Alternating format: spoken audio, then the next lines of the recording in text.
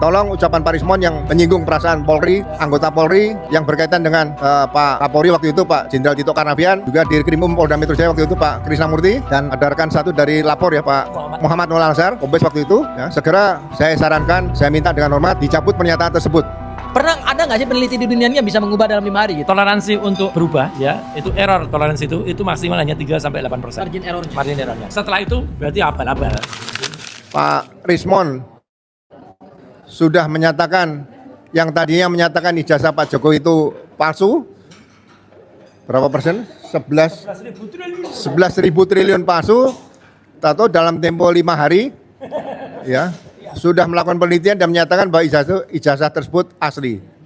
Dan saya menitipkan pada Pak Rismon, tolong ucapan Pak Rismon yang menyinggung perasaan Polri, anggota Polri yang berkaitan dengan Pak Kapolri waktu itu Pak Jenderal Tito Karnavian, juga Dirkrimum Polda Metro Jaya waktu itu Pak Krisnamurti, dan ada rekan satu dari lapor ya Pak Muhammad Nur Al-Azhar, Kombes waktu itu. Ya, segera saya sarankan, saya minta dengan hormat dicabut pernyataan tersebut ya, karena saya yakin Pak Rismon juga merasa bahwa penelitian atau riset yang dilakukan berkaitan dengan Pak Jenderal Tito tadi, kemudian juga Jenderal Krisnamurti dan mungkin Jenderal Pak Muhammad Nur Al-Azhar itu salah penelitiannya ya. Mudah-mudahan saya dan beberapa anggota Polri baik yang masih aktif ataupun sudah pensiun ya bisa memaafkan Pak Rismon, dan mudah-mudahan ini bisa memberikan harapan baru bahwa masyarakat nanti ke depan akan lebih cinta kepada Polri setelah statement pernyataan Pak Rismon dicabut berkaitan dengan kasus Jessica Wongso yang berkaitan kopi sianida yang mengait kepada pejabat-pejabat Polri yang saya sebutkan tadi. Terima kasih atas perhatian dan selamat malam. Wassalamualaikum warahmatullahi wabarakatuh. Terima kasih Bang Refli, Mas Roy, Pak Ugro, dan rekan-rekan YouTuber. Rakyat bersuara malam ini adalah rakyat bersuara yang paling fenomenal. Sebelum-sebelumnya, Rismon setiap tampil di rakyat bersuara selalu menjadi macan panggung. Tetapi hari ini, Rismon tersungkur. Mungkin Mas Roy, Rismon pulang nyesal juga tuh. Pada saat hadir di rakyat bersuara hari ini, dia tidak menyangka bahwa serangan-serangan yang selama ini dia tuduh tidak punya hasil penelitian, dia tuduh kontribusinya sedikit dalam buku Jokowi White Papers, tidak punya hasil penelitian apa-apa, ternyata hari ini KO. Rismon benar-benar hari ini KO dan ditonton oleh seluruh Indonesia. Disinilah di rakyat panggung bersuara ini, di panggung rakyat bersuara ini adalah uji kompetensi yang sebenar-benarnya, uji integritas, ya. Dan Rismon hari ini sama sekali tidak punya integritas. Karena serangan Mas Roy, ternyata dia tidak sangka bahwa sebelum dia datang ke rakyat bersuara Mas Roy, mungkin dia pikir dia akan menguasai panggung. Dia pikir hari ini dia akan menyerang Mas Roy. Jelek banget loh kata-katanya. Dia mau menelanjangi. Ya. Betul. Di balik akademinya dia selalu bilang, "Saya tantang." Di Polda juga begitu. "Saya tantang Mas Roy. Ayo kita buka-buka data penelitian." Ternyata hari ini Mas Roy datang dengan senjata mematikan. Bagaimana seorang peneliti yang luar biasa dia akui itu, tapi ternyata ijazahnya palsu. Udah dijawab sama Mas Roy. Kasihan lagi makan bakmi bang. Karena gini, itu hasil presentasinya Mas Roy. Saya cuma minjam apa yang disampaikan Mas Roy. Dan hari ini semua orang akhirnya meragukan bahwa Rismon telah melakukan penelitian. Rismon mengubah hasil penelitian, ternyata saya juga baru tahu Mas Roy, 5 hari. Masya Allah. Itu peneliti apa itu Mas Roy? Pernah ada gak sih peneliti di dunia ini yang bisa mengubah dalam 5 hari gitu? Dan toleransi untuk berubah ya, itu error toleransi itu maksimal hanya 3 sampai 8%. Margin errornya. Margin errornya. Setelah itu berarti abal-abal. Ya sudahlah, Rismon, ikutin saja nasihatnya Bang Hotman Paris, Pak Hotman Paris. Pulang saja ke Balige Academy, minta maaflah ke Balige, Balige mohon maaf. Pulang saja ke Balige, minta maaf sama apa? Ketua Marga Sianipar. Tahu nggak dia siapa Ketua Marga Sianipar? Kalau saya tahu siapa Ketua Marga saya. Ya. Iya, dia nggak tahu Ketua Marga Sianipar saya rasa. Nggak pernah ke pesta adat mungkin. Dan Rismon tidak mampu mempertanggungjawabkan dan meyakinkan publik bahwa ijazah Pak Jokowi itu sudah asli. Gagal Rismon hari ini. Mungkin kesimpulan saya adalah bukan Gibran endgame, Rismon endgame, dan yang bikin gamenya Rismon adalah dia sendiri dan dipukul apa istilahnya apa ya?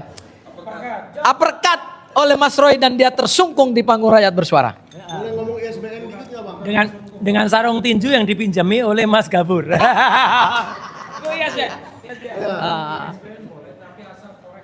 Oh iya, bentar bang, biar kita gantian kursi dulu bentar. Boleh. Kasihan pada mindah-mindahin. Jangan ngomong soal kumpul sama kebo ya. Oh kalau soal kebo yang dia sebut di rakyat bersuara tadi saya nggak kenal. Mungkin dia harus kenalkan kebonya siapa yang dia kumpul-kumpulin itu. Ya, itu kalau soal itu. Nah tapi saya mau bicara soal ISBN Pak. Jadi ISBN-nya buku Gibran Endgame ini diurus oleh Arif Iksan. ISBN itu adalah International Serial Book Number. Oh kalau pernah di Inggris beda ya. Bahasa Inggrisnya ya. Oke, jadi Gibran Endgame Wapres tak lulus SMA ini ISBN-nya adalah 97863473784040 yang lama loh cetakan pertama. Jadi jangan bawa-bawa cetakan kedua. Cetakan kedua itu saya nggak masuk hitungan. Tetapi setelah saya cek di Perpustakaan Nasional, ISBN itu adalah milik buku yang berjudul Konten Kreatif versus Jurnalis yang diterbitkan oleh Lembaga Kajian Komunikasi dan Sosial Lekas, penerbit yang sama, dan penulisnya adalah Profesor Dr. Darajat Wibawa MSI CMBC. Oh. Jadi Profesor Dr. Derajat, bagaimana ini? Kok ISBN buku Anda dipakai-pakai sih? Saya nggak tahu apa-apa loh. Saya sebagai manajemen buku Gibran Endgame juga sama tertipunya dengan Profesor Derajat. Dan bersama dengan pembeli-pembeli lainnya yang semuanya merasa tertipu karena Mas Arif Iksan ini sembarangan nulis ISBN ya. Jadi tolong daripada Anda melaporkan saya, mending Anda siapkan diri. Siapa tahu ada yang melaporkan soal ISBN palsu ini supaya Anda siap-siap. Ya, apa alasan Anda menaruh sebuah ISBN palsu? Apakah Anda tidak mengecek? Itu kelalaian Anda kalau tidak mengecek. Jangan salahkan percetakan sekali lagi ya. Iya, nyalain percetakan tuh nggak bener itu ya. Oke, itu aja sih Pak kalau dari saya. Oke, siap. Saya udah ngantuk betul. Ya, saudara sekalian, saya tambahkan sedikit ya. Memang kalau kita lihat, kita harus bedakan dua dimensi. Dimensi pertama adalah pilihan tentu ya, pilihan prinsipal untuk berdamai atau tidak berdamai. Tapi yang kedua ada circumstance, ada environment di sekitarnya yang juga harus dia hormati. Dalam hal misalnya memilih jalur restoratif justice kepada Jokowi, terlepas itu sah atau tidak sah, ya tentu itu adalah pilihan pribadi yang harus dipertanggungjawabkan. Tapi dalam kasus Rismon ini, ketika dia belok dan kemudian dijadikan senjata untuk menyerang teman-temannya sebelumnya, itu menurut saya sangat tidak fair karena dalam pergaulan sebelumnya tentu dia banyak mengetahui informasi-informasi yang tidak diperuntukkan untuk publik. Tapi karena kemudian dia bergaul dengan kita, dia mengetahui dengan sendirinya. Ibarat suami istri, kalau misalnya dia bercerai dan kemudian semua kejelekan suami atau istri diceritakan, itu tidak fair. Sampai ukuran celana dalam dibilang misalnya kan. Sehingga menurut saya ini nasihat saya buat Rismon ya. Kalau Anda mau membela Jokowi, belalah soal isu keaslian atau ketidakaslian ijazah. Cukup berhenti di situ saja. Tidak usah menyebar kemana-mana soal royalti lah, ya kan? Soal macam-macam lah dan lain sebagainya. Karena kalau Anda melakukan itu dan menyerang kami, maka tentu banyak orang yang kemudian tetap ingin mempermasalahkan Anda. Karena posisi Anda kan sebenarnya posisi yang tidak menguntungkan.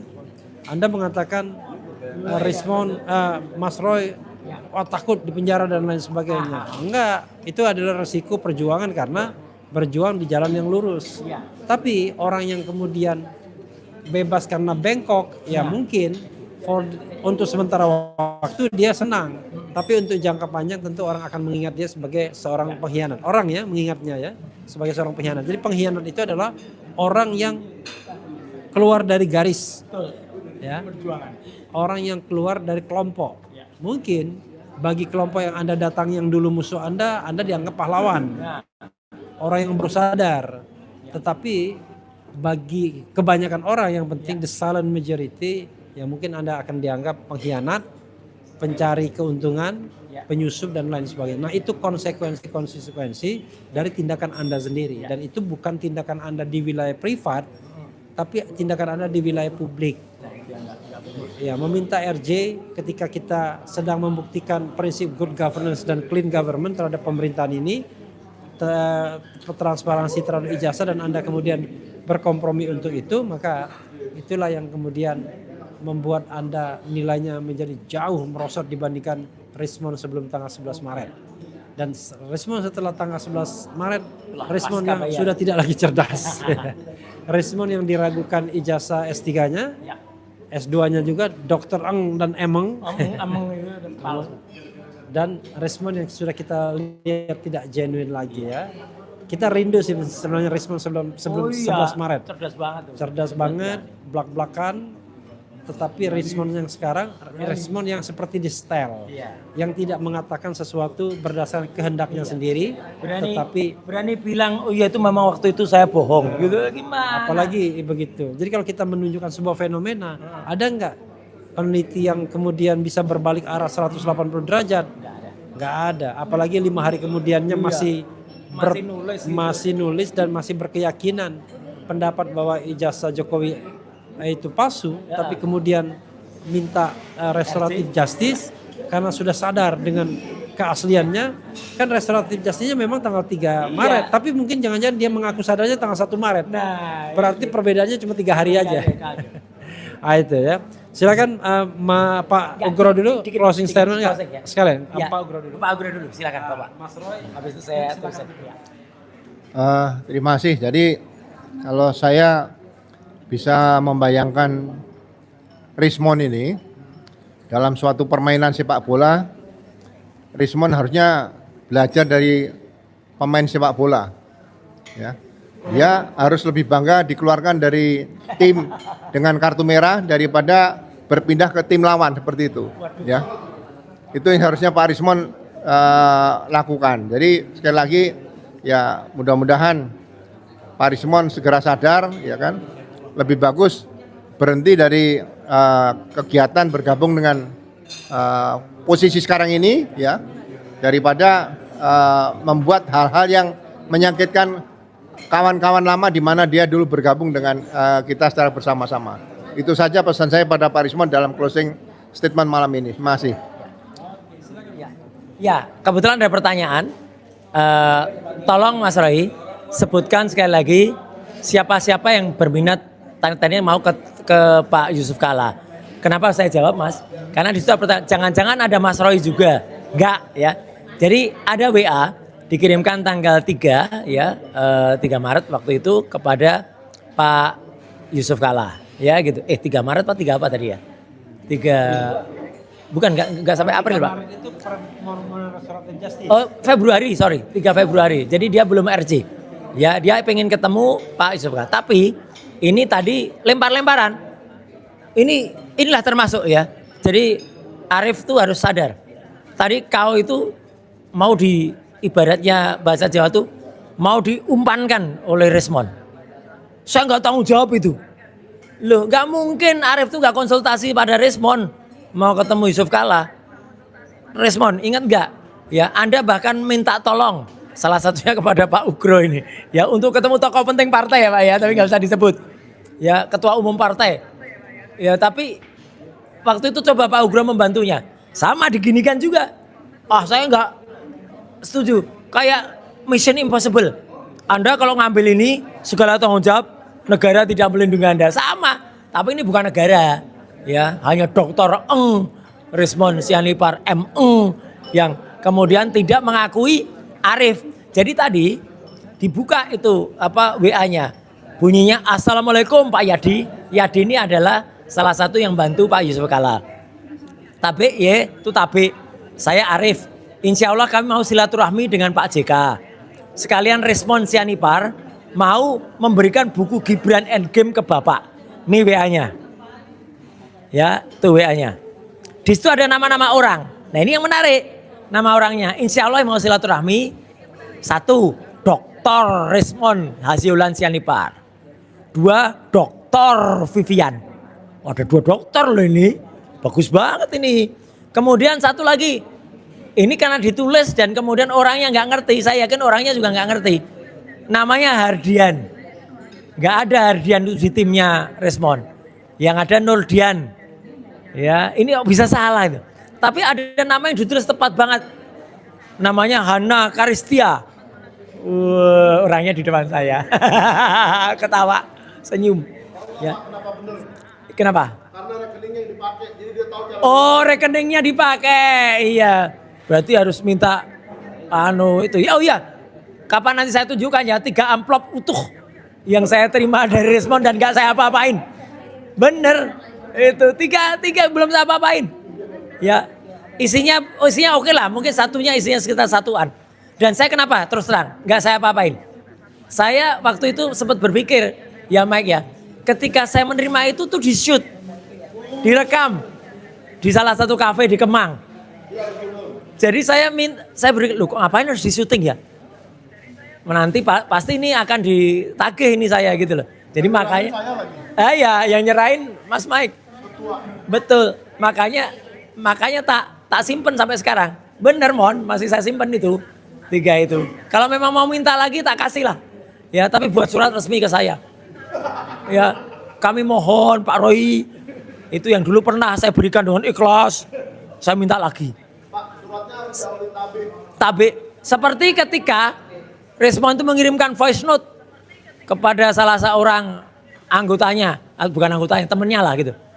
Untuk minta kembalian lagi atau dikembalikan lagi DP kendaraannya. Aduh ini banget ya, memalukan. Aduh, ya aku nggak ngerti lah, itu urusan internal lah itu. Terwelu ya. Nah, 2 lagi yang ada di sini adalah Arif dan Hanianti. Jadi nggak ada nama saya ya. Dan saya meskipun memaklumi mungkin karena Pak JK agak mengumumkannya, tapi saya percaya beliau mungkin slip of tongue saja. Saya justru, ini saya terus terang, saya punya nomor handphonenya Pak JK, saya punya nomor handphonenya Pak Hamid Awaludin, saya punya nomor handphonenya Pak Husein yang ada. Saya tidak memanfaatkan itu untuk berkomunikasi sampai sekarang, karena saya tahu itu akan gak enak posisinya bagi beliau-beliau itu. Maka semenjak ada kasus itu saya enggak terus berusaha deket-deket ke sana-sana orang-orang untuk lobby-lobby enggak ya. Tapi saya dukung penuh upaya Pak JK untuk melaporkan ya saudara Rismon ya, meskipun itu adalah AI. Tapi enggak apa-apa, harus diteliti supaya apa? Supaya terbongkar siapa pembuat AI-nya. Karena pembuat AI-nya itu bukan tuyul. Ada yang buat, bukan juga jin atau bukan juga zombie, ada orangnya. Jadi itu saya kira bincang-bincang malam hari ini di bukan tengah lagi, udah jam 2 lewat 10 menit ya gitu. Jadi luar biasa nih Mas Refli ini padahal udah ngantuk berat ya gitu. Maka tadi rakyat bersuara tadi udah pulang duluan, tapi nggak pulang, ternyata luar biasa. Nunggu dengan setia kami ini di lantai bawah, luar biasa. Closing statement Mas Refli sekaligus tutup. Ya, closing statement. Wabillahi taufiq wal hidayah. Wassalamualaikum warahmatullahi wabarakatuh. Keren. Terima kasih Pak.